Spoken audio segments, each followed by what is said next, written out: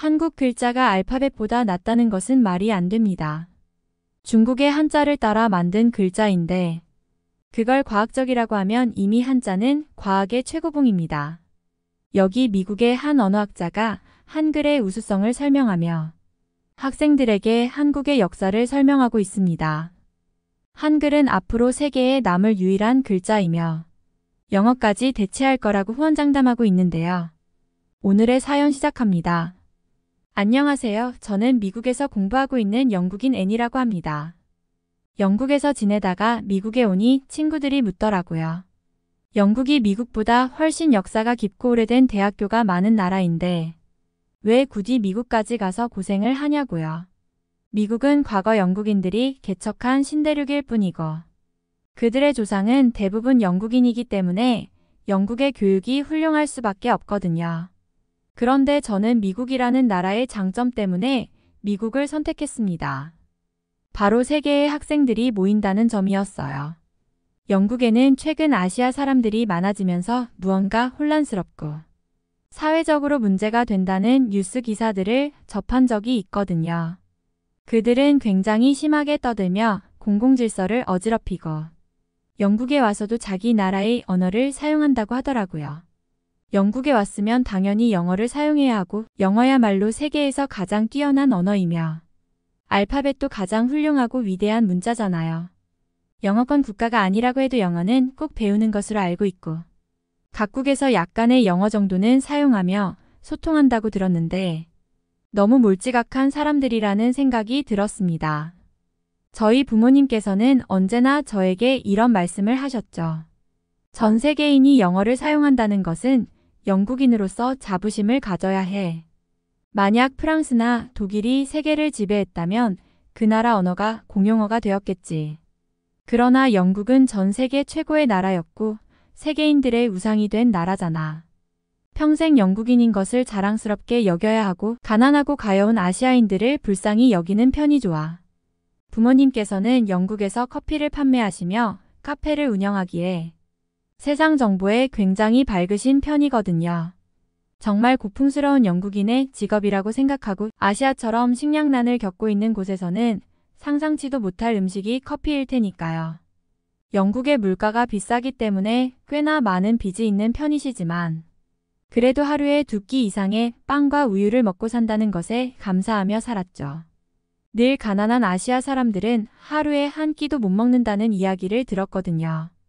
영국에 온 아시아 사람들은 그들 중에서 최고의 부자들임이 확실해 보였고 학교를 나오지 않아서 영어를 할 줄 모른다고 느껴지긴 했지만 그래도 저는 중국어나 아시아의 언어가 영국에서 들리는 것이 별로였습니다. 특히나 저처럼 언어에 관심이 많은 언어학도에게는 너무 중요한 문제였죠. 그런데 대학교에 와서 교수님께 언어학 수업을 들으면서 정말 적잖은 충격을 받는 일이 있었습니다. 언어학을 가르치신다는 분위기에 당연히 영어 위주로 가르칠 것이고 영어야말로 제가 가장 잘 알고 있는 분야이니 잔뜩 기대했건만 갑자기 느닷없이 한국어와 한글의 변천사에 대한 설명을 하는 게 아니겠어요. 저는 살다 한국이라는 나라의 언어를 대학교에서 배울 줄 몰랐고 그 교수님이 단지 젊은 시절 어쩌다 한국어를 전공했었기 때문에 한글과 한국어를 가르친다고 생각했습니다. 세계 공용어는 영어인데 몇 명 사용하지도 않는 소수의 언어인 한국어를 공부하는 것은 누구나 정말 말도 안 되는 일이라고 여길 수밖에 없을 테니까요. 저와 함께 있던 제 친구 클라라는 언어학에 별 관심이 없었는데 앞으로 더 관심이 없어질 것 같다면서 수업을 도망칠까 생각까지 하더라고요. 언어라는 것은 당연히 영어가 우선인데 너무 이해되지 않는다면서요. 클라라는 미국인이지만 부모님이 영국의 후손이라고 했기 때문에 영국에 남다른 애착을 보이던 친구였어요. 그러면서 저에게 영국의 역사 이야기를 해주기도 했죠. 저도 그 말에 동의했습니다. 영국은 과거 대영제국으로 전 세계에 여러 식민지 국가를 만들었고 그들은 영국의 보살핌을 좋아하기도 했었잖아요. 예를 들어서 인도는 영국의 식민지로 인해 경제 성장을 했고 영국이 떠날 때에 정말 많은 소란이 일어나며 영국을 그리워했었죠. 아무리 생각해도 한국어를 공부하는 것은 아니었어요. 역시 저만 이런 생각을 가진 것이 아니었고 한 아시아 계통의 여학생이 손을 들더니 교수님께 질문을 퍼붓기 시작했습니다. 저희는 그녀의 이야기에 아주 주의를 기울였죠. 당연히 영어를 공부해야 한다는 말을 할 것이라 기대했고 저희가 굳이 나서지 않아도 일이 잘 해결될 것 같은 조짐이 보였거든요. 그런데 그녀는 저희가 생각한 이야기와 전혀 다른 이야기를 하고 있더라고요. 교수님, 세계에서 가장 우수한 언어이자 가장 많이 사용하는 언어는 단언컨대 중국어이며 중국어일 수밖에 없습니다. 중국은 세계에서 가장 큰 대국이며 가장 많은 인구수를 자랑하는 나라입니다. 인류가 생긴 이래로 가장 많은 인구를 통해서 엄청난 영향을 끼치고 있죠. 현재 중국은 아프리카와 아랍에도 진출해서 중국어를 사용하도록 하고 있고 영국이나 미국에서도 중국어를 사용하며 중국어 사용 인구를 늘려가고 있습니다. 한자는 중국인들 중에서 전부 외운 사람이 단 한 사람도 없다고 말할 정도로 엄청난 글자의 수를 자랑하고 있기도 하고요. 그런데 교수님이 한국어에 대한 수업을 하신다고 하니 정말 이해가 되지 않습니다. 한국어는 중국의 조선족이라는 소수민족 언어이며 한글은 중국의 한자를 모방한 글자일 뿐입니다. 저희는 놀라서 아무 말도 나오지 않았습니다. 저는 중국어를 한 글자도 모를 뿐더러 도대체 중국어가 얼마나 대단하기에 갑자기 중국어에 대해서 말하는 저 중국 학생은 뭔가 싶었죠. 당연히 영어를 배워야 하고 영어를 연구해야 한다고 해야 하는 상황에서 저 중국 학생의 적어도 저희의 아군은 아니라는 판단이 섰죠. 다행인지 교수님께서는 중국어에 대한 수업은 하지 않는다고 잡아 떼시더라고요. 중국어와 한자가 오래된 역사와 수많은 사용자를 가진 것은 맞습니다. 그만큼 강력한 영향력을 끼쳐온 것도 사실이고요. 하지만 언어의 우수성을 단순히 인구수나 글자의 수로만 평가할 수 있는 것은 아닙니다. 언어가 얼마나 효율적이고 사용자 친화적인지 또 얼마나 창의적으로 만들어졌는지에 대한 관점도 중요합니다. 바로 그런 점에서 저는 한국어, 특히 한글의 독창성을 소개하고 싶습니다. 저는 한글에는 관심이 없었기 때문에 직접 나서자고 마음을 먹었죠. 교수님께 바로 손을 들고 말씀을 드렸습니다. 교수님, 솔직히 말씀드리자면 저는 한글이나 한국어에 그다지 관심이 없습니다. 저희는 영어가 가장 우수한 언어라고 배워왔고 세계 공용어로 자리 잡았잖아요. 그리고 언어 연구에서도 영어에 집중하는 것이 더 합리적이지 않을까요? 교수님은 제 말을 경청하셨고 고개를 끄덕이며 대답하셨습니다. 내가 그렇게 느끼는 것도 당연해. 영어는 현재 가장 널리 사용되는 언어이고 과거 영국의 대제국을 통해 전 세계에 퍼졌으니까. 하지만 언어는 단지 널리 쓰인다고 해서 우수하다고 볼 수만은 없어. 언어의 우수성은 사용의 편의성, 접근성, 그리고 창의성에 있어 기준이 될 수 있지. 교수님께서는 한글이 단순한 발음 기호만을 넘어 하나하나가 소리를 반영하며 쉽게 조합이 가능하게 설계된 점을 말씀하셨어요. 한글은 문자 자체가 의문을 나타내어 누구든 발음만 들으면 한글을 쓸 수 있게 고안되었습니다. 세종대왕은 문맹이었던 백성들을 위해 한글을 만들었고 이런 접근 방식은 문자 개발에 있어 매우 혁신적이었지요. 저는 잠시 멈칫했습니다. 한글이 단순히 한민족의 문자가 아니라 모든 사람을 위해 만들어졌다는 점에서 독특하다는 생각이 들었습니다. 그렇다고 한글이 영어보다 우수하다는 데에는 동의할 수 없었지만 적어도 교수님께서 언어를 보는 시각에 약간의 호기심이 생긴 건 사실이었어요. 하지만 교수님, 저는 다시 손을 들고 말했습니다. 영어도 역사가 굉장히 길고 현재 영어를 사용하는 나라가 전 세계에 몇 나라나 되지 않나요? 영어는 단순히 영국에서 시작된 언어가 아니라 미국, 캐나다, 호주, 뉴질랜드 등 여러 국가에서 공식 언어로 사용되고 있고 심지어 비영어권 국가에서도 필수적으로 배워야 하는 언어로 자리 잡았습니다. 교수님은 제 말을 이해하신다는 듯 고개를 끄덕이며 미소를 지으셨습니다. 맞아. 영어는 오랜 역사와 함께 전 세계적으로 사용되고 있는 언어지. 대영제국 시절부터 많은 나라에서 영어를 배우게 되었고 지금도 국제적으로 중요한 언어로 자리 잡고 있어. 그렇지만 교수님은 이어서 언어가 널리 퍼져 있다고 해서 우수성까지 모두 대변할 수는 없다고 말씀하셨어요. 언어의 우수성은 그 언어가 만들어진 의도나 구조, 그리고 사용자에게 얼마나 접근 가능한지에 따라 평가할 수 있어. 영어가 전 세계에 퍼져 있는 만큼 다른 언어들도 각각의 강점이 있고 그 강점을 이해하는 것이 언어학의 본질이기도 해. 한글은 그런 점에서 창의적이고 독창적인 면이 있기에 우리가 배우는 가치가 있는 것이란다. 하지만 교수님, 저는 다시 손을 들고 말했습니다. 영어도 역사가 굉장히 길고 현재 영어를 사용하는 나라가 전 세계에 몇 나라씩이나 되지 않나요? 영어는 단순히 영국에서 시작된 언어가 아니라 미국, 캐나다, 호주, 뉴질랜드 등 여러 국가에서 공식 언어로 사용되고 있고 심지어 비영어권 국가에서도 필수적으로 배워야 하는 언어로 자리 잡았습니다. 교수님은 제 말을 이해하신다는 듯 고개를 끄덕이며 미소를 지으셨습니다. 맞아. 영어는 오랜 역사와 함께 전 세계적으로 사용되고 있는 언어지. 대영제국 시절부터 많은 나라에서 영어를 배우게 되었고 지금도 국제적으로 중요한 언어로 자리 잡고 있어. 그렇지만 교수님은 이어서 언어가 널리 퍼져 있다고 해서 우수성까지 모두 대변할 수는 없다고 말씀하셨어요. 언어의 우수성은 그 언어가 만들어진 의도나 구조, 그리고 사용자에게 얼마나 접근 가능한지에 따라 평가할 수 있어. 영어가 전 세계에 퍼져 있는 만큼 다른 언어들도 각각의 강점이 있고 그 강점을 이해하는 것이 언어학의 본질이기도 해. 한글은 그런 점에서 창의적이고 독창적인 면이 있기에 우리가 배우는 가치가 있는 것이란다. 교수님의 말을 들으며 저는 여전히 영어가 가장 우수한 언어라고 생각했지만 그 시간 이후로 다른 언어가 가진 독창성이나 역사에도 관심을 가져볼까 하는 생각이 들었어요.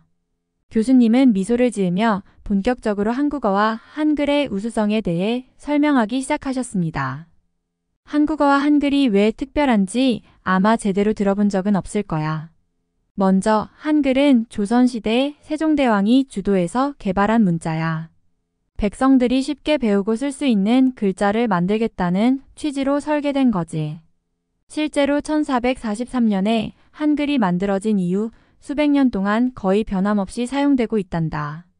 교수님은 한글의 구조에 대해서도 구체적으로 이야기하셨습니다. 한글은 매우 과학적이야. 자음은 사람의 발음기관을 본떠서 만들어졌고 모음은 하늘, 땅, 사람을 상징하는 철학적 요소로 구성됐어. 예를 들어 기역은 혀가 목구멍에서 닿는 모양을 본뜬 거고 미음은 입 모양을 닮았지. 이처럼 한글은 발음과 문자 형태가 직접적으로 연결돼서 소리를 듣고 바로 문자를 떠올리기 쉬워. 또한 교수님은 한글의 조합 방식도 강조하셨어요. 한글은 자음과 모음을 조합해 문자를 만들기 때문에 이론상 수천 개의 음절을 표현할 수 있어. 그런데 그 조합이 너무도 간단해서 몇 가지 기본 글자만 알면 누구나 읽고 쓸 수 있게 돼 있지. 글자를 배우기 쉬우면서도 정확하게 소리를 전달할 수 있다는 점에서 한글은 독창적인 시스템이야. 교수님은 이어서 전 세계에서 한글날이 공휴일로 지정된 것도 언급하셨습니다. 한국은 한글을 창제한 것을 기념해 매년 10월 9일에 한글날이라는 공휴일까지 있어. 이는 한국 사회에서 한글을 얼마나 소중하게 여기는지를 보여주는 예이지.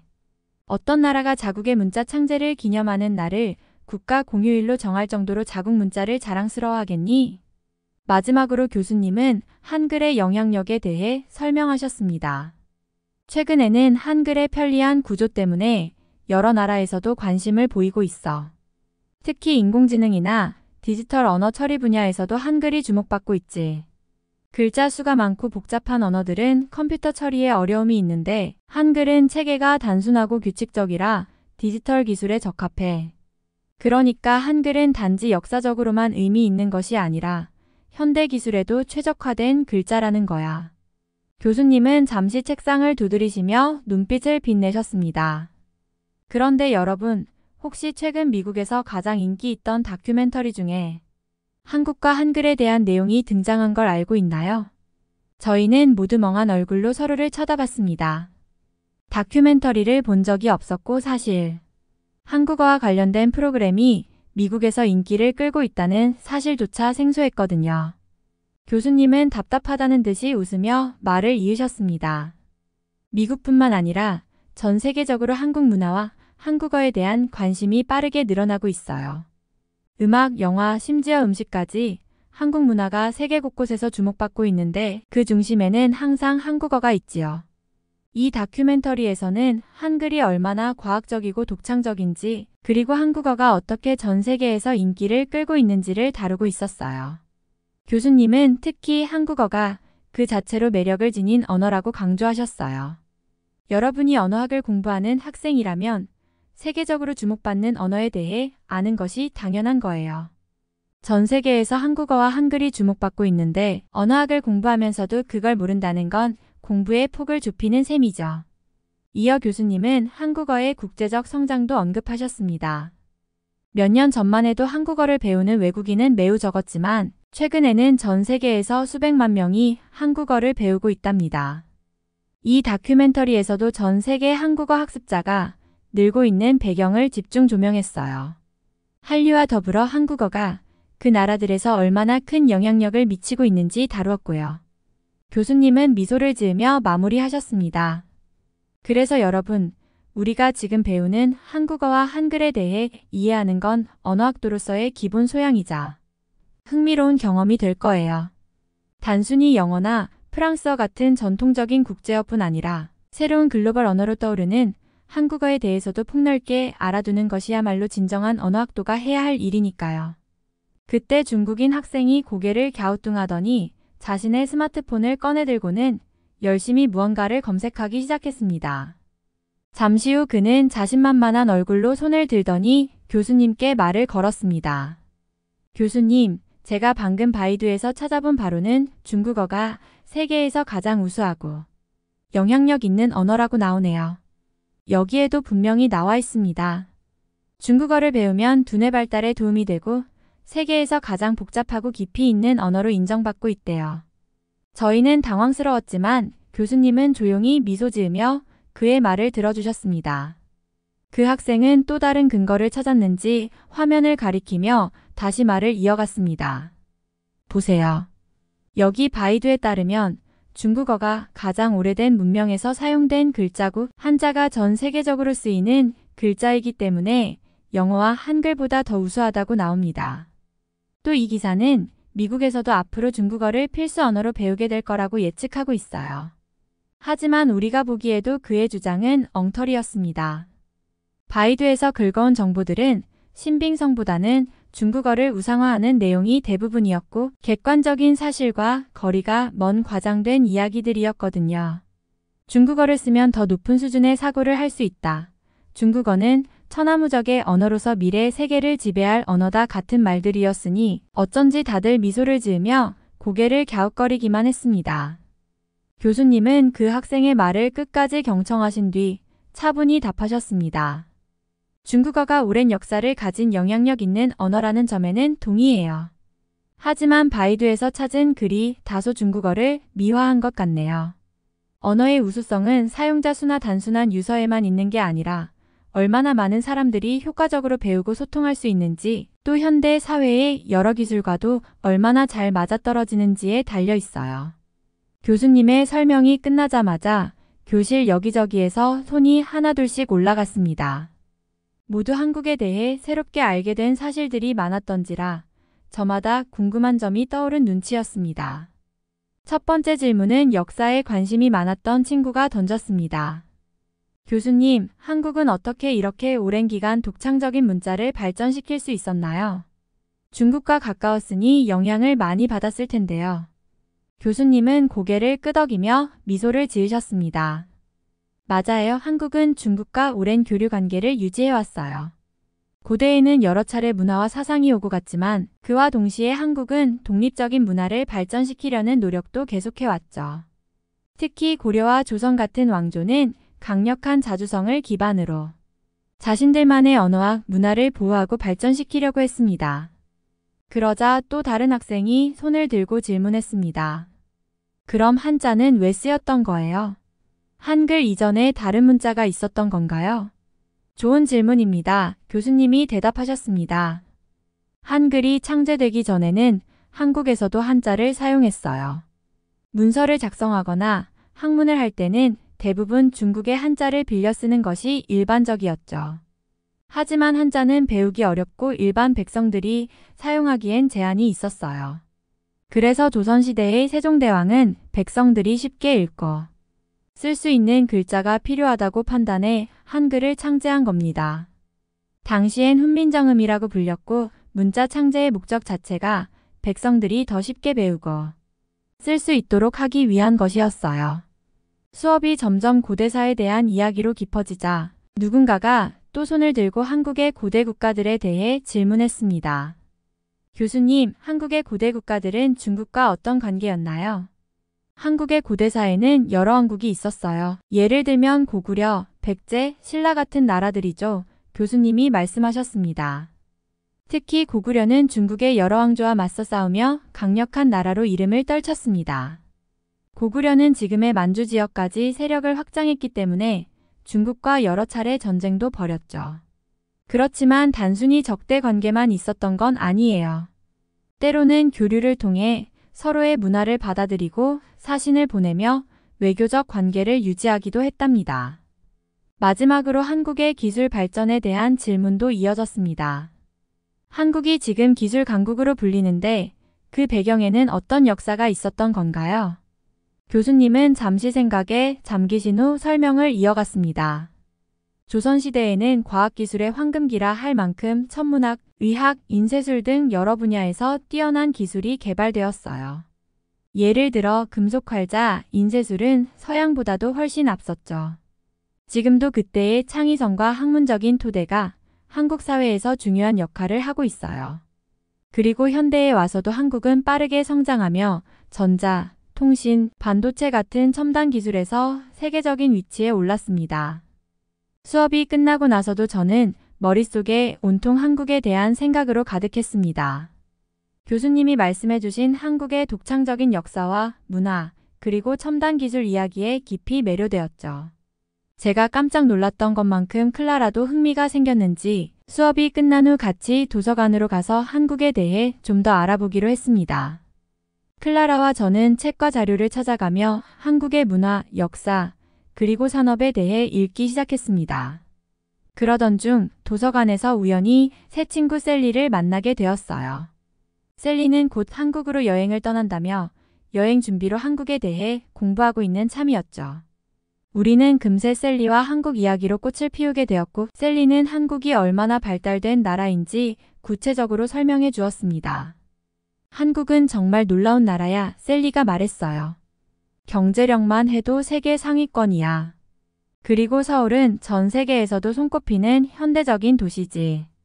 예를 들어서 삼성이나 LG 같은 세계적인 전자기업들이 있잖아. 이 회사들이 만드는 스마트폰과 가전제품들은 품질 면에서 세계 최고의 수준이야. 저와 클라라는 셀리의 이야기에 빠져들었어요. 한국이 첨단 기술 강국이라는 건 알았지만 셀리의 설명은 그 이상이었죠. 그리고 한국은 초고속 인터넷망을 거의 모든 가정에 보급하고 있어서 인터넷 속도가 엄청나게 빠르대. 영국이나 미국에서 쓰는 인터넷과는 비교도 안 될 정도로 안정적이래. 저는 깜짝 놀랐습니다. 영국에서도 인터넷이 중요하긴 하지만 한국처럼 모든 사람이 초고속으로 연결된 나라는 아니었으니까요. 셀리는 이어서 한국의 지하철 시스템도 설명해 주었어요. 서울의 지하철은 전 세계에서도 가장 효율적이고 깨끗해. 게다가 역마다 와이파이가 무료로 제공돼서 어디서든 인터넷을 쓸 수 있어. 런던 지하철은 낡고 혼잡할 때가 많잖아. 그런데 서울은 그런 걸 거의 못 느낄 거야. 이야기를 듣다 보니 한국이 영국과는 다른 차원에서 발전된 나라처럼 느껴졌습니다. 셀리는 한국이 경제적으로도 매우 풍요로운 나라이기 때문에 쇼핑과 문화생활이 세계적으로도 유명하다고 덧붙였습니다. 명동이나 강남 같은 번화가를 가보면 명품 매장부터 다양한 글로벌 브랜드가 즐비해. 한국 사람들이 얼마나 소비를 많이 하고 또 경제적으로 여유가 있는지를 알 수 있어. 또 거리 곳곳에 카페들이 많아서 커피 문화도 발달해 있지. 저는 그 이야기에 다시 한번 놀랐어요. 한국이 이미 경제적으로도 매우 풍요로운 나라라는 건 어렴풋이 알았지만 영국보다도 훨씬 잘 사는 나라라는 생각은 이제서야 구체적으로 와닿았죠. 셀리 덕분에 저는 한국이 얼마나 발전된 나라인지, 얼마나 풍요롭고 강한 경제력을 자랑하는지 깨달을 수 있었고 클라라와 함께 한국 여행을 꼭 가야겠다는 생각이 들었습니다. 한국 여행에 대한 기대가 커질수록 저희는 점점 더 많은 정보를 찾아보게 되었습니다. 셀리와 클라라, 그리고 저 세 사람은 서로의 생각을 공유하며 여행 준비를 하는 과정이 즐거웠어요. 하지만 서서히 현실을 직시하게 되면서 여행에 대한 열망이 조금씩 사그라지기 시작했습니다. 제가 처음에 생각했던 것은 한국의 물가가 영국의 절반 정도일 것이라는 막연한 기대였어요. 한국의 발전된 경제와 현대적인 생활 환경을 생각하니 가격이 그렇게 높지 않을 거라고 믿었습니다. 하지만 실제로 여러 자료를 살펴보면서 그 생각은 완전히 잘못된 것이란 걸 깨달았습니다. 셀리는 한국의 평균적인 생활비에 대한 정보를 찾았고 저는 친구에게 직접 물어보기도 했습니다. 한국에서의 생활비는 정말 비쌀까? 라는 질문에 대한 답은 상상을 초월했습니다. 서울의 생활비는 런던과 비슷하거나 오히려 더 높은 경우가 많았어요. 예를 들어 외식 비용은 한국이 영국보다 저렴할 거라고 생각했지만 오히려 비싼 편이었죠. 특히 인기 있는 레스토랑이나 카페는 가격이 런던 못지않았습니다. 더욱 놀라운 것은 한국의 주거 비용이었어요. 작은 아파트 하나를 얻으려면 서울에서도 상당한 비용이 들어가고 특히 인기 있는 지역에서는 감당하기 힘든 수준이라는 사실을 알게 되었습니다. 한국의 생활 수준이 영국보다 높은 것이라는 현실도 충격적이었죠. 일반적으로 한국은 교육과 의료 수준이 높고 공공 서비스도 잘 갖춰져 있어 생활의 질이 상대적으로 우수한 편이라는 걸 느꼈습니다. 클라라와 저는 서로의 시선을 교환하며 씁쓸한 웃음을 지었습니다. 이런 현실이라면 우리 여행 계획은 다시 생각해야 할 것 같아 클라라가 말했습니다. 셀리도 고개를 끄덕이며 정말 아쉬워. 한국은 정말 가보고 싶은 나라였는데라고 덧붙였습니다. 이런 결정을 내리는 것은 매우 아쉬웠습니다. 한국의 문화, 역사, 그리고 발전된 사회를 직접 경험할 수 있는 기회를 잃게 되는 것 같아 속이 쓰렸어요. 하지만 현실을 인정해야 한다는 걸 알았습니다. 한국은 이미 상상했던 것보다 훨씬 더 많은 매력을 지닌 나라였고 그만큼 준비가 필요하다는 것을 깨달았습니다. 여행을 포기한 현실이 아쉬운 마음이 들었지만 그래도 한국에 대한 궁금증과 흥미는 여전히 남아 있었고 언젠가는 꼭 가고 싶다는 마음은 잊지 않기로 했습니다. 결국 한국 여행을 포기하게 되면서 저는 새로운 결심을 하게 되었습니다. 비록 이번에는 여행을 가지 못하지만 앞으로 한국어를 배우고 한국을 방문하기 위한 돈을 모으기로 마음먹었죠. 한국의 문화와 역사에 대한 호기심이 가득한 만큼 한국어를 배우는 과정은 그 자체로도 흥미롭고 즐거운 경험이 될 것이라고 믿었습니다. 그래서 저와 클라라는 함께 한국어 학습을 시작하기로 했습니다. 온라인 강의와 앱을 활용해 매일 조금씩 공부하기로 하고 서로 격려하며 열심히 해보자고 다짐했습니다. 셀리도 가끔 저희에게 도움을 주겠다고 약속하며 한국의 드라마나 음악을 함께 즐기면서 자연스럽게 언어를 익히는 방법도 제안했어요. 한국어를 배우면서 한국의 문화를 더 깊이 이해할 수 있다는 기대감이 컸습니다. 저는 한글의 자음과 모음부터 시작해 간단한 단어와 문장을 익히기 위해 노력했습니다. 한국어를 배우는 과정에서 한국의 음식, 전통, 그리고 다양한 문화적 요소들에 대한 호기심이 더욱 커졌고 그런 호기심이 저를 자극했습니다. 뿐만 아니라 한국을 방문하기 위해서는 돈을 모아야 한다는 현실도 깨닫게 되었죠. 그래서 저는 아르바이트를 찾고 필요 없는 물건들을 판매하기로 했습니다. 작은 목표부터 시작해서 매달 일정 금액을 모아 한국 여행 자금을 만들기로 결심했습니다. 여행을 위한 저금통도 마련하고 한국 여행 가기라는 목표를 적어 붙여두었어요. 이렇게 계획을 세우고 나니 한국어를 배우는 일이 더 의미 있게 느껴졌습니다. 언젠가 한국의 거리를 걷고 직접 문화와 사람들을 체험할 수 있을 날을 기다리며 매일매일 조금씩 나아가고 있다는 희망이 저를 계속해서 이끌어 주었습니다. 비록 지금은 여행을 포기했지만 그 과정을 통해 더 나은 미래를 만들어갈 수 있을 것이라는 믿음을 가지게 되었죠. 한국은 분명 영국 이상의 나라이고 앞으로 한글이 공용문자가 될 날이 머지 않았을지도 모르니까요. 아니, 한국에 와보니까 알겠습니다. 일본은 그냥 망했습니다. 나라에 미래가 없다고요. 세계 여러 나라를 가보았지만 한국처럼 발전된 나라는 본 적이 없습니다. 여기 한국 취재를 와서 한숨을 내쉬는 일본인 기자가 있습니다. 과연 한국의 어떤 것을 보고 자괴감에 빠진 것일까요? 안녕하세요. 저는 요미우리 신문의 기자 케이스케라고 합니다. 저는 어린 시절부터 여기저기 돌아다니는 것을 좋아했고 그 결과 기자라는 직업을 택했던 사람이죠. 기자는 정말 많은 곳을 돌아다닐 수 있고 그 과정에서 큰 즐거움을 얻을 것 같았거든요. 기자라는 꿈은 저에게 환상과도 같았고 국제부 기자야말로 저의 가장 큰 꿈이었습니다. 벌써 일을 시작한 지 8년이나 되었는데 안 가본 나라가 없을 정도예요. 세계에 어떤 이슈가 있을 때마다 발 빠르게 취재를 하러 달려갔거든요. 기자로 일하면서 가장 기억에 남는 경험은 첫 해외 출장 때였습니다. 당시 저는 태풍으로 인해 큰 피해를 입었던 필리핀으로 파견됐어요. 뉴스로만 보던 상황을 직접 목격하니 충격적이었습니다. 피해 지역에 도착하자마자 눈앞에 펼쳐진 풍경은 처참했어요. 집들은 완전히 무너져 있었고 거리에는 홍수가 남긴 잔해들이 여기저기 쌓여 있었습니다. 사람들의 얼굴에는 절망이 가득했죠. 취재를 하던 중 한 소녀를 만났습니다. 10살쯤 되어 보이는 그 아이는 태풍으로 가족을 모두 잃었지만 임시 대피소에서 다른 아이들을 도우며 밝게 웃고 있었습니다. 그녀는 자신보다 더 힘들어 보이는 사람들을 돕고 싶다고 했어요. 그 순간 저는 카메라를 들고 있던 제 손이 떨리는 것을 느꼈습니다. 이 작은 소녀가 보여준 강인함은 제게 깊은 감명을 주었고 그 이야기를 세상에 알리겠다는 사명감을 더욱 굳게 해줬습니다. 이후로도 많은 나라를 다녔습니다. 미국에서는 대선 캠프를 따라다니며 후보들의 캠페인을 취재했고 프랑스에서는 노란조끼 시위를 직접 현장에서 보도했습니다. 아프리카에서는 난민 캠프에서 생활하는 사람들을 인터뷰하며 그들이 처한 절망과 희망의 이야기를 들었습니다.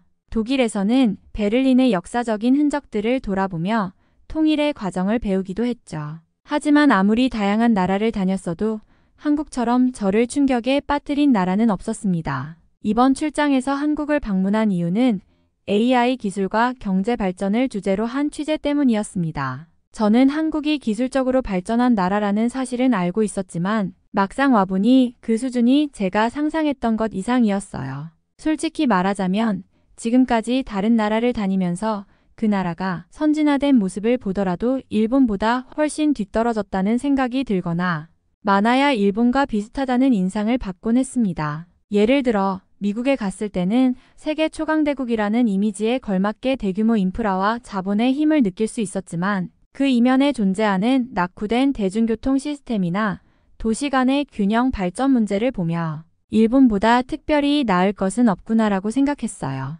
유럽의 여러 나라를 방문했을 때도 비슷했습니다. 프랑스와 독일은 특히 문화적 풍요와 안정된 복지 시스템으로 유명하지만 생활 속의 편리함이나 기술 발전 속도를 보면 일본과 비교해 크게 우월하다는 느낌을 받지 못했습니다. 때로는 느린 행정 처리나 낙후된 인터넷 환경을 경험하며 일본의 효율성과 비교되기도 했죠. 아시아에서도 마찬가지였습니다. 싱가포르는 도시국가답게 깨끗하고 체계적이었지만 일본 특유의 세심한 배려나 지역 간의 조화로움은 느껴지지 않았습니다. 중국은 빠른 경제 성장을 이루고 있었지만 그 성장의 격차와 도덕적 문제들이 눈에 띄었고 인프라는 여전히 일본에 미치지 못한다고 생각했습니다. 이런 경험들이 쌓이면서 저는 자연스럽게 일본이 세계적으로 굉장히 앞선 나라라는 자부심을 가지게 되었고 일본의 시스템과 문화가 타국보다 훨씬 더 우수하다고 확신하게 되었죠. 하지만 그런 제 고정관념이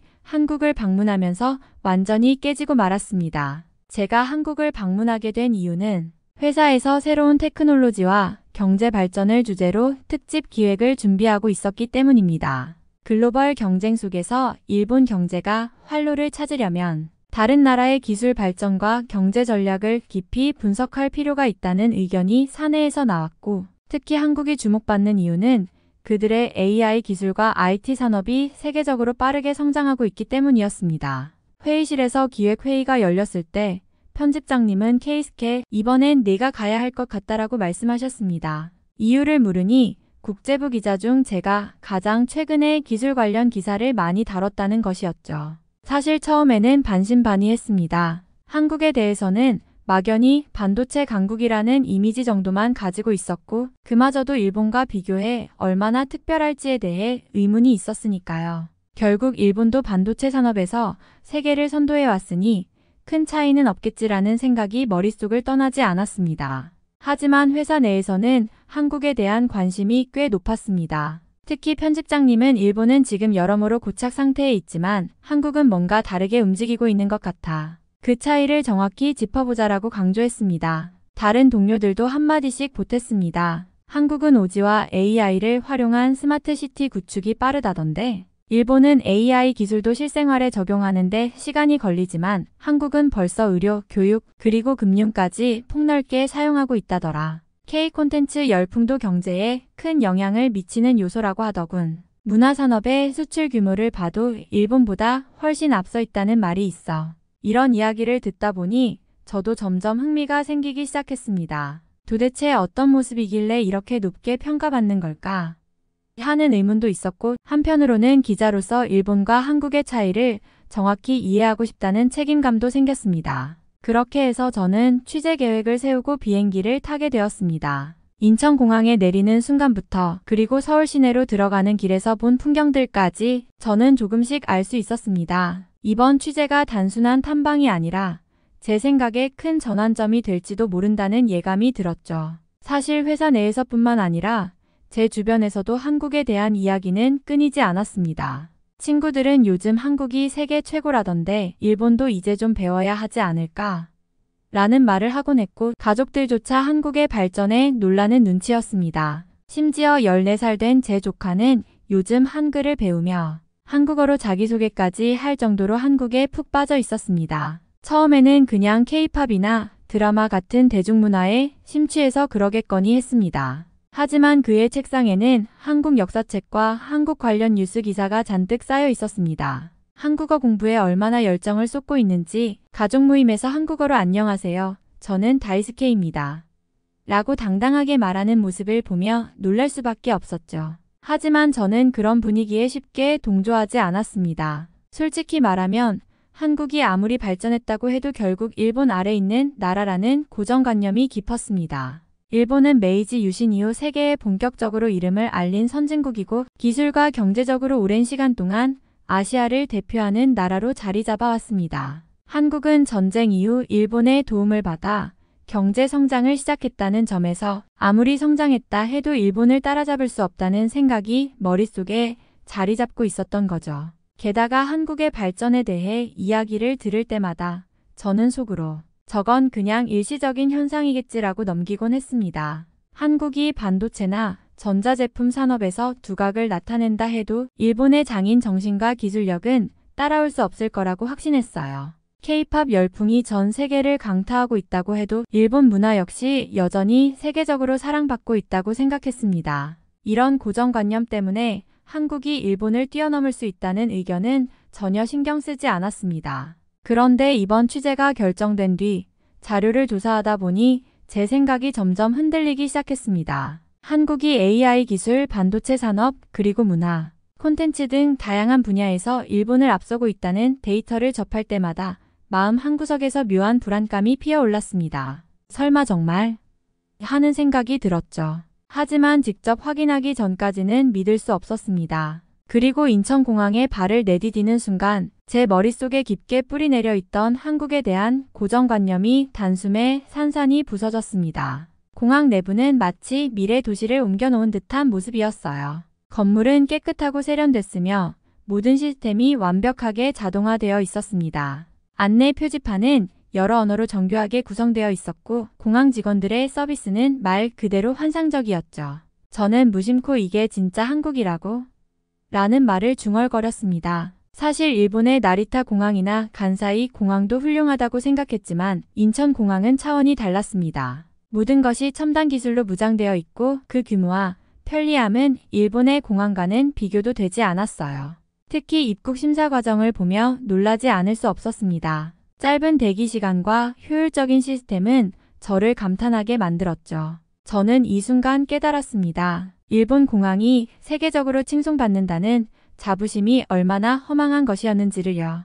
공항에서 지하철로 이동하며 창밖을 바라보는데 그 모습은 또 다른 충격이었습니다. 거대한 고층 빌딩들이 세련된 디자인으로 줄지어 서 있고 도시 전체가 체계적으로 계획된 것처럼 보였습니다. 도로 위를 달리는 자동차들은 전부 최신형이고 거리에는 쓰레기 하나 보이지 않았습니다. 일본의 대도시와 비교해도 확실히 더 깨끗하고 현대적인 느낌이 강했습니다. 그 순간 제 입에서 저도 모르게 이런 말이 튀어나왔습니다. 일본은 그냥 허접한 시골 나라 그 자체였구나. 물론 그동안 제가 일본이 아시아 최고의 선진국이라고 믿어왔던 것도 당연한 이유가 있었습니다. 하지만 한국을 눈앞에서 보니 일본이 얼마나 정체되어 있었는지가 선명하게 드러났습니다. 일본이 과거의 영광에 머물러 있는 사이 한국은 이미 미래로 한 걸음 더 나아가고 있었던 거죠. 그 순간부터 저는 한국을 다시 보기로 마음먹었습니다. 이번 취재는 단순히 자료를 모으는데 그치지 않고 제 생각을 완전히 바꿀 계기가 될 것이라는 걸 확신하게 됐습니다. 출발하기 전 동료 기자들은 농담처럼 저를 보며 이렇게 말했습니다. 케이스케 조심해. 한국에서 취재하다 보면 일본으로 돌아가고 싶지 않을 수도 있어. 처음에는 그냥 웃어넘겼습니다. 아무리 그래도 내가 일본을 떠날 이유가 있겠어? 라는 생각이 들었거든요. 하지만 그들의 말 속에는 뭔가 진심이 담겨있는 듯한 느낌도 있었습니다. 그리고 바로 이어지는 이야기가 저를 더 놀라게 했습니다. 한 동료가 커피를 홀짝이며 이런 말을 꺼냈습니다. 참, 너 아는지 모르겠는데 우리 신문사에서 몇 년 전에 일하던 여성 기자 기억나? 일본에선 꽤 유능했던 사람이었잖아. 그 사람이 한국에서 몇 달간 특파원으로 활동하다가 결국 한국에 정착했대. 정착했다고? 저는 얼떨떨한 얼굴로 되물었습니다. 그 정도가 아니야. 아예 한국 국적을 얻어서 한국인으로 귀화했대. 한국 사람으로 새 삶을 시작한 거지. 그 이야기를 듣고는 한동안 말을 잇지 못했습니다. 일본의 기자가 한국으로 이민을 가는 것만 해도 놀라운 일이었는데 귀화까지 했다는 건 정말 예상 밖이었습니다. 그녀가 왜 그런 선택을 했는지 궁금했지만 동료들은 자세히 알지 못했습니다. 다만 한국에서 느꼈던 삶의 질과 가능성이 일본보다 훨씬 매력적이었던 모양이야 라는 말을 덧붙였죠. 그 이야기는 제게 묘한 충격을 주었습니다. 그 기자는 분명 일본에서도 인정받던 사람이었고 일본의 안정된 환경에서 성공적인 경력을 쌓을 수 있는 사람이었습니다. 그런데도 그녀는 한국을 선택했고 일본을 떠났습니다. 그 사실이 제 머릿속에 자꾸 맴돌았습니다. 그녀가 현명했다는 생각마저 들 정도였거든요. 지하철을 타고 서울 중심가로 이동하면서 또 한 번 놀라움을 느꼈습니다. 일본의 지하철도 깔끔하고 정시 운행으로 유명하지만 서울의 지하철은 그 이상이었습니다. 모든 역이 체계적으로 설계되어 있어 찾기 쉽고 플랫폼마다 설치된 디지털 안내판은 실시간으로 열차의 위치와 도착 시간을 정확히 보여줬습니다. 와이파이는 당연히 무료였고 차량 내부는 쾌적하기 그지없었죠. 특히 주변을 둘러보니 사람들의 모습에서부터 다른 에너지가 느껴졌습니다. 서울 중심가에 도착해 거리를 걷다 보니 더욱 확신하게 되었습니다. 한국 사람들과 일본 사람들은 단순히 문화가 다른 것을 넘어 마치 차원이 다른 삶의 태도를 가진 것 같았습니다. 거리 곳곳에서 바쁘게 움직이는 직장인들, 손쉽게 첨단 기술을 활용하는 젊은이들, 그리고 웃으며 서로를 도와주는 시민들의 모습을 보며 느낀 건 한국 사람들에게는 일본인과는 다른 독특한 활기가 있다는 것이었습니다. 취재 도중 만난 한 한국 스타트업 대표는 이렇게 말했습니다. 우리는 도전을 두려워하지 않아요. 실패는 새로운 기회로 이어진다고 믿습니다. 그 말을 듣는데 순간 일본에서는 실패를 두려워하는 문화가 얼마나 깊이 자리 잡았는지 떠올랐습니다. 일본에서는 실패하면 다시 일어나기까지 많은 시간이 걸립니다. 그런데 한국 사람들은 실패조차도 성장을 위한 과정으로 여기는 듯 했습니다. 이런 마인드가 한국 사회의 빠른 변화와 발전을 이끌어왔다는 생각이 들었습니다. 거리에서 만난 일반 시민들도 굉장히 친절했습니다. 제가 길을 물어보면 마치 자신의 일처럼 자세히 알려주었고 한 노부부는 일본에서 오셨군요. 한국이 좀 신기하죠? 천천히 둘러보세요. 라며 따뜻하게 웃어주셨습니다. 이런 인간적인 면모는 일본에서도 흔히 볼 수 있는 것이지만 한국 사람들에게서는 더 강한 에너지가 느껴졌습니다. 그들의 말과 행동에는 자신감과 활력이 가득했습니다. 취재를 하면서 느꼈던 건 일본인들이 가진 장인 정신과 신중함도 물론 훌륭하지만 한국인들의 대담함과 유연함은 그와는 또 다른 차원에서 돋보였다는 것입니다. 새로운 것을 시도하고 빠르게 적응하며 서로 협력해 목표를 이루려는 모습이 도시 전체에 배어 있었죠. 일본의 고착된 분위기와 비교하면 한국은 정말 다이내믹하고 생동감 넘치는 나라였습니다. 그날 밤 숙소에 돌아와 한참을 생각했습니다. 일본은 언제부턴가 자신을 잃어버린 것처럼 느껴졌습니다. 변화와 도전을 두려워하며 과거의 영광에 안주하려는 모습이 떠올랐죠. 반면 한국은 지금도 앞으로 나아가고 있었습니다. 사람들의 태도에서부터 사회 시스템까지 모든 것이 달랐습니다. 저는 더 이상 한국을 일본 아래의 나라라고 여길 수 없었습니다.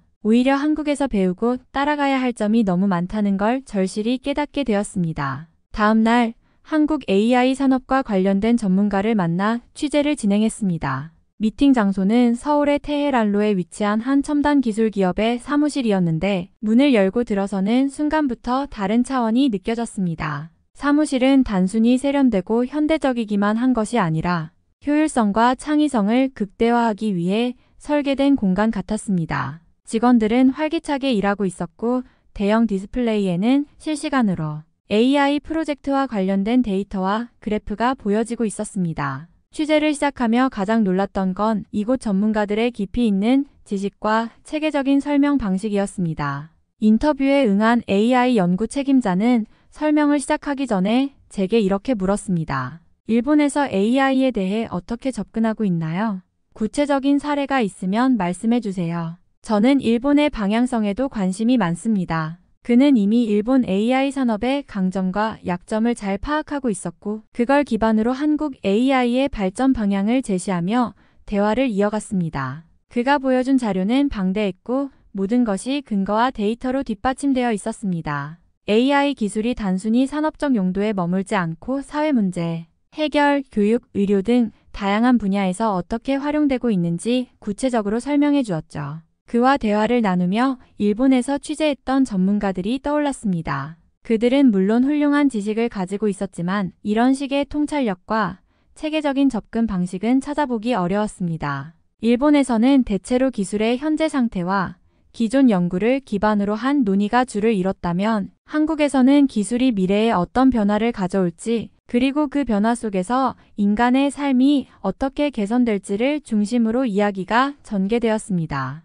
특히 그가 강조한 점 중 하나는 AI 개발에 있어서 데이터의 중요성이었습니다. 그는 한국 정부와 민간 기업이 협력하여 방대한 데이터를 수집하고 이를 활용하는 시스템을 구축했다고 설명했습니다. 우리는 기술만 개발하는 게 아닙니다. 데이터를 기반으로 기술이 지속적으로 진화할 수 있는 생태계를 만드는 것이 중요합니다. 일본도 그런 방향으로 가고 있나요? 그 질문을 받았을 때 저는 잠시 말을 잃었습니다. 일본에서는 여전히 데이터 수집과 활용에 있어 법적, 윤리적 제약이 많아 AI 산업의 발전을 저해하는 경우가 많았기 때문입니다. 반면 한국은 이런 문제를 이미 극복하고 더 나아간 상태였습니다. 또한 그는 AI 개발 과정에서 인재 양성이 얼마나 중요한지에 대해 강조했습니다. 한국은 AI 인재를 양성하기 위해 정부, 대학, 기업이 적극적으로 협력하고 있었습니다. 실제로 제가 만난 관계자들은 모두 해당 분야에서 오랜 경력을 쌓은 전문가들이었고 AI 기술을 통해 사회적 가치를 창출하려는 열정을 가지고 있었습니다.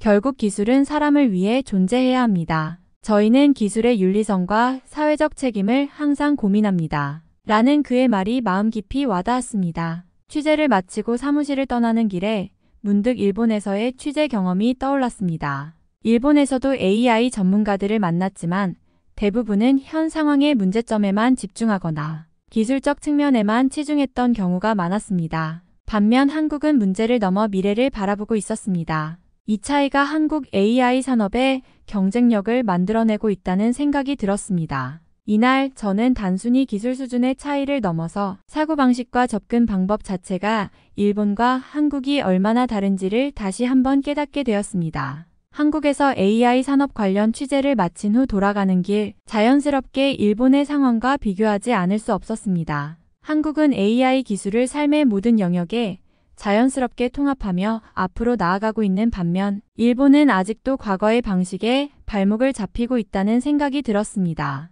가장 먼저 떠오른 건 일본에서 여전히 자리 잡고 있는 아날로그 문화였습니다. 예를 들어 일본에서는 중요한 서류에 직접 도장을 찍는 문화가 여전히 강하게 남아 있습니다. 전자서명이 보편화되지 않았기 때문에 도장을 잊고 외출했다면 행정 절차가 모두 멈추게 됩니다. 이런 전통이 한편으로는 일본의 고유한 매력으로 여겨질 수도 있지만 디지털화가 요구되는 시대에서는 분명히 걸림돌이 될 수밖에 없었습니다. 게다가 일본에서는 여전히 현금을 사용하는 경우가 많아 AI 기반 결제 시스템이 발전하기 어려운 환경입니다.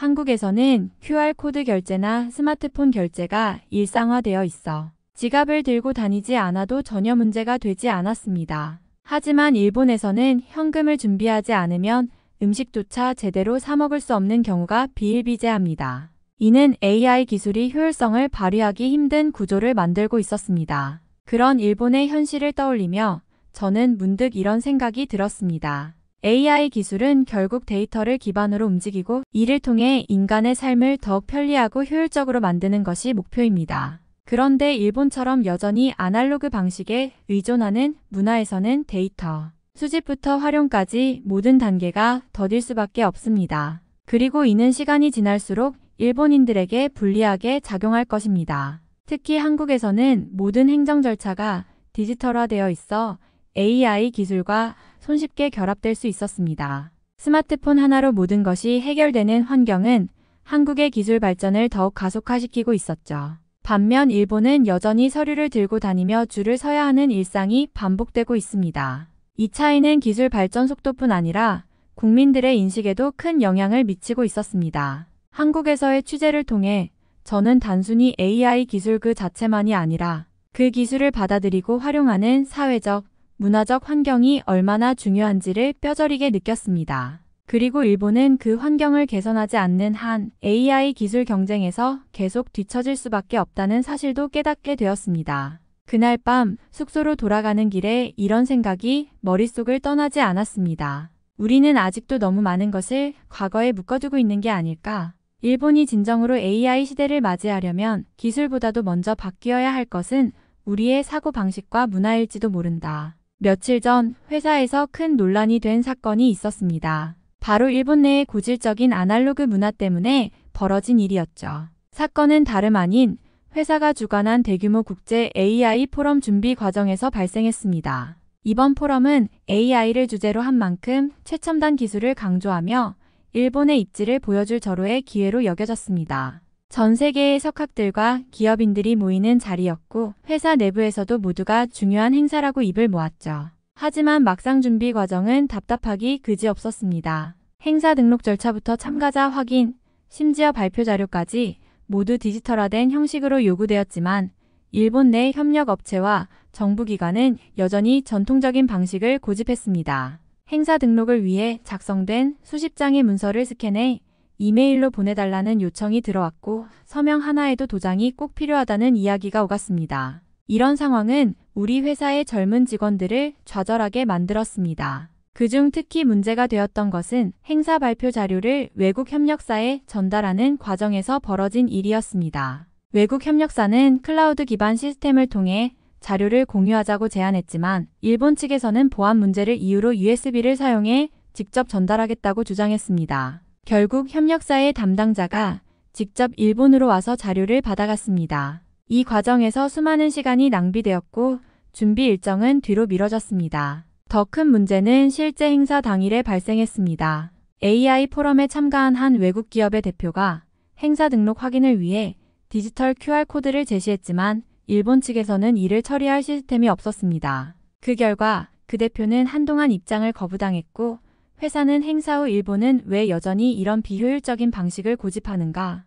라는 비판을 받았습니다. 이 사건은 우리 회사 내부에서도 큰 반향을 일으켰습니다. 특히 젊은 직원들은 회사의 구식 절차에 크게 실망했고 심지어 몇몇은 더 이상 일본에서 일하는 게 의미가 없다며 사표를 제출했습니다. 이런 분위기 속에서 저 역시 일본의 고착된 문화가 얼마나 많은 가능성을 가로막고 있는지 다시 한번 절실히 느끼게 되었습니다. 당시 우리 팀의 부장은 회의에서 한숨을 쉬며 이렇게 말했습니다. 일본이 발전을 이야기하지만 현실은 과거에 묶여있지 않은가. 이대로라면 우리는 세계 시장에서 경쟁력을 잃게 될 것이다. 그의 말은 모두의 마음을 무겁게 만들었습니다. 특히 이번 취재를 위해 한국에 온 저로서는 이 사건이 더욱 뼈아프게 느껴졌습니다. 한국에서는 모든 것이 디지털화되고 효율적으로 돌아가고 있음을 피부로 느꼈기 때문입니다. 이 사건은 단순히 한 번의 실수가 아니었습니다. 일본의 구식 문화가 얼마나 많은 기회를 놓치고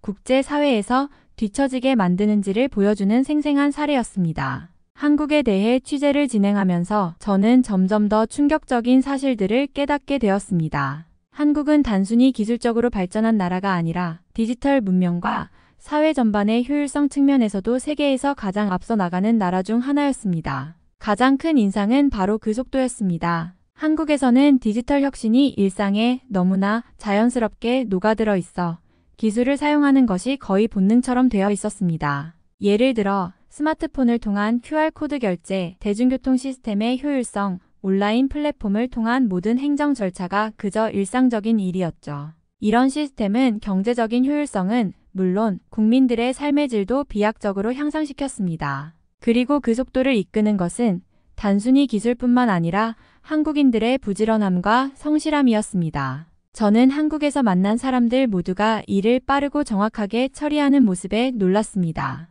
한국 사람들은 일에 대한 열정과 책임감이 대단했고 그 결과 한 사람이 해낼 수 있는 일이 일본인의 2배도 넘을 것 같은 느낌을 받았습니다. 그들은 지치지 않고 일에 몰두하며 맡은 일을 끝까지 해내는 태도를 지니고 있었습니다. 이와 같은 문화가 한국 경제의 발전을 가속화시키고 있다는 생각이 들었습니다. 반면 일본에서는 여전히 과거의 방식에 얽매여 있고 그 결과 많은 업무가 비효율적으로 처리되고 있다는 것을 체감할 수 있었습니다. 그 어느 나라보다 효율적이고 체계적인 한국의 시스템을 보고 나니 일본에서 여전히 수작업을 요구하고 너무나 많은 절차를 밟아야 하는 현실이 부끄럽게 느껴졌습니다. 경제적으로도 한국은 이미 일본을 추월했다고 확신하게 되었습니다. 한국은 전 세계에서 가장 빠르게 성장한 경제를 자랑하고 있으며 특히 기술 산업에서의 경쟁력은 일본을 훨씬 앞서가고 있었습니다. 일본이 이제 더 이상 세계 최고의 기술 강국이라고 자부할 수 있는 시대는 지났다는 사실을 인정하지 않을 수 없었습니다. 한국은 AI, 반도체, 바이오 산업 등에서 빠르게 성장하며 세계 경제를 이끄는 주도적인 역할을 하고 있었습니다. 반면 일본은 여전히 과거의 기술에 의존하고 있는 모습이 보였고 이러한 격차가 경제적인 성장 속도에도 그대로 반영되고 있었습니다.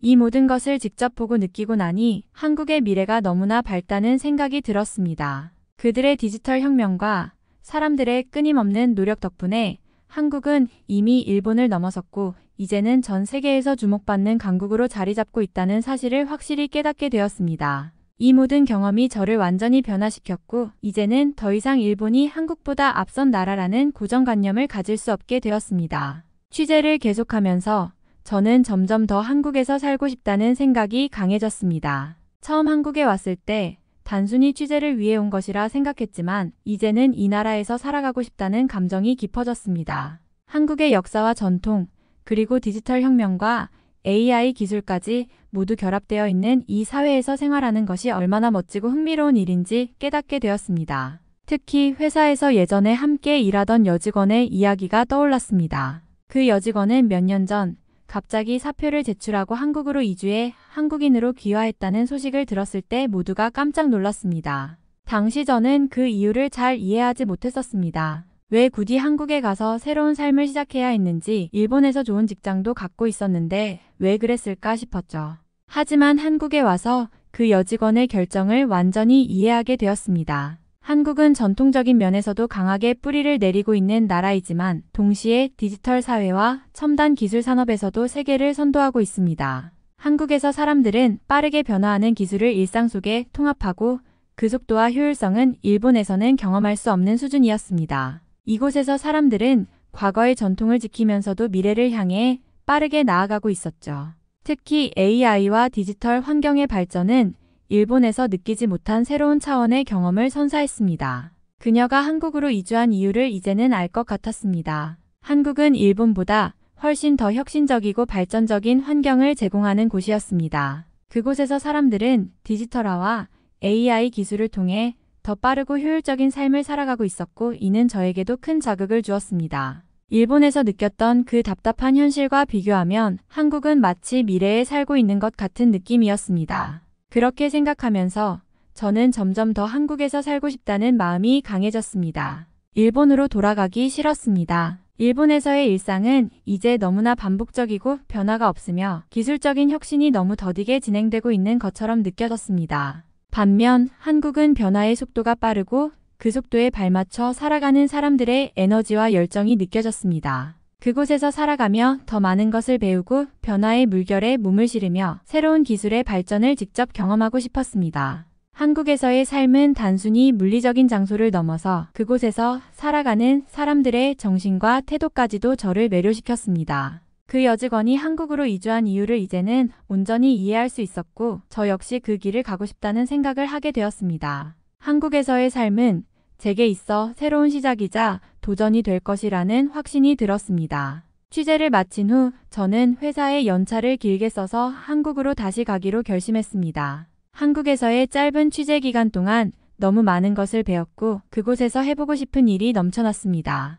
디지털 혁명과 AI 기술이 어떻게 실생활에 적용되고 있는지, 사람들의 열정과 부지런함이 어떻게 국가 발전에 기여하고 있는지 더 깊이 이해하고 싶었습니다. 더 나아가 그들의 전통과 문화가 현대 사회와 어떻게 융합되고 있는지 직접 체험하며 배우고 싶었습니다.